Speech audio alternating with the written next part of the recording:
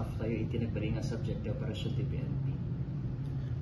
About that, okay, the kinapudno na, I have to be honest with you, I really do not know nga dahito gayam ket surrenderi.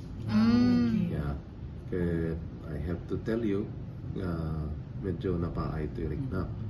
At alaan mo tayo met nga dahito nga tao gayam ket dati nga at ni Apo Mayor Doming Ambrosio sa inabsorbment ni Apo Mayor Mike Hernando. After that, awan iti munisipyo na ikat iso nga inabsorb kumet kaya napintas iti pa nagtrabaho na. But I really do not know, I was not aware. Ala ka sinapo Diyos iti nagdamdamaga.